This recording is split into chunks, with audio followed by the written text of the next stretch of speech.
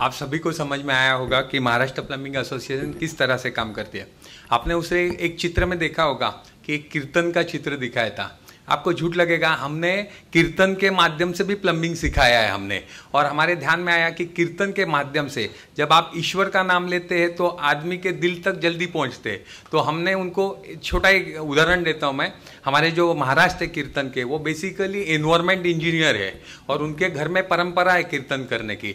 तो as a environment engineer होने की वजह से उनको कीर्तन के बारे में ज़्यादा जानकारी है। तो उन्होंने ना एक छोटा सा एक्सपेरिमेंट किया था। उन्होंने बोला था कि पीआरवी जो रहता है, हम बड़ी बड़ी बिल्डिंग में यूज़ करते हैं, वो पीआरवी का किसने ढूंढा? तो सब बोलने लगे कहीं विदेश में ढूंढा होगा। बोले नहीं, पीआरवी बोले अपने भारत में खोजा गया बोले।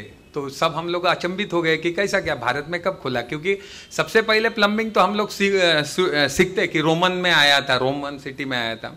उन्होंने बताया कि देखो, भगवान शंकर ने जब गंगा ऊपर पृथ्वी से लाया था तो उन्होंने उनके जटा पे लिया था, यानी उन्होंने प्रेशर रिड्यूसिंग किया था। तो पहला पीआरवी हमने ढूंढा है, हमने हिंदुस्तानियों ने, मगर हमको ये जानकारी नहीं है। तो ऐसा उन्होंने कृष्ण के बारे में कि प्लम्बर कृष्ण का कैसा रूप है, अवतार है। अभी मैं इतना, मेरे पास समय नहीं है बताने के लिए, मगर आपको अगर जानना होगा तो हम लोग उनको आमंत्रित कर सकते हैं यहाँ पे। अगर हमको कोई स्पॉन्सर अच्छा मिलेगा तो हम उसको आमंत्रित करेंगे। आप जरूर सुनिए कि भगवान कृष्ण का रूप अभी प्लम्बर कैसा है उनके माध्यम से। आज हमारे यहाँ इंजीनियर मुकुंद पात्रिकर साहब आए हुए हैं अपने को पानी के बारे में जानकारी देने के लिए। उनका विषय है जल संस्कृति, आरोग्य और मौका। इंग्लिश में कहेंगे water, culture, health end opportunity. Plumbing में बहुत अपॉर्चुनिटी है, वो अपने को समझाएंगे क्या क्या अपॉर्चुनिटी है। प्लम्बिंग में इतना पैसा है, आप ऐसा हाथ घुमाएंगे तो भी पैसा मिलता है। मैं जहाँ तक मेरी जानकारी है, मुझे लगता है कि मैं झूठ नहीं बोल रहा हूँ।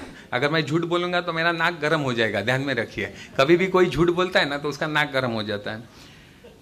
मुकुंद पात्रिकर साहब का शुरू करने के पहले मैं एक छोटा सा आपको एक, क्या है, बहुत सीरियस अपना माहौल हो गया है, थोड़ा सा हल्का फुल्का करना चाहता हूँ।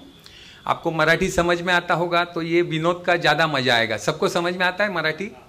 आता है क्या? अरे हाथ ऊपर करो भाई, नहीं तो हिंदी में भी बोल सकतो। एका गावात आहे ना, जोक सांगायच्या अगोदर सांगतो, निळू फुले तुमच्या डोळ्यासमोर आणा, निळू फुले। तर ह्या जोकची मजा आहे, या विनोदाची। निळू फुले आला डोळ्यासमोर सगळ्यांच्या? आला का? अरे हो म्हणा ना, आला ना। हां, तर एका गावात एक पाटील असतो निळू फुले सारखा, दमदार, दादागिरी, पूर्ण गावामध्ये दहशत त्याची। त्या निळू फुले त्या पाटलाची एक दिवशी आई अमावस्येच्या दिवशी आजारी पडते। आई आजारी पडते म्हणजे गावामध्ये तिला म्हातारी म्हणतात आमच्या भागामध्ये।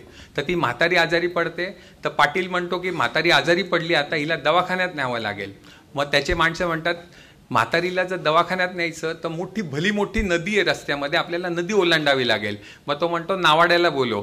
तर नेमका नावाडी त्या दिवशी सासूरवाडी गेलेला असतो, अमावस्येची रात्र असते, तो सासूरवाडी गेलेला असतो। ते लोक येतात सांगत की पाटील साहेब अहो सगळे म्हणे नावाडी पण नाही आहे, सगळ्या गावाला गेलेला आहे म्हणे।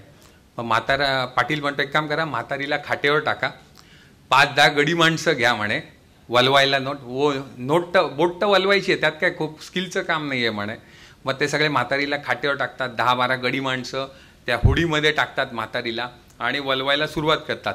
पहिले जी जोडी बसलेली असते ती वल्लवते, हात दुखतात त्यांचे, दुसरे बसतात, ते वल्लवतात, तिसरे बसतात, चौथे बसतात। असं होत तुम्हाला माहिती आहे का, आमच्या पश्चिम महाराष्ट्र साईडला पांढरं झालं म्हणतात, म्हणजे सकाळ झाली असं पांढरं होतं।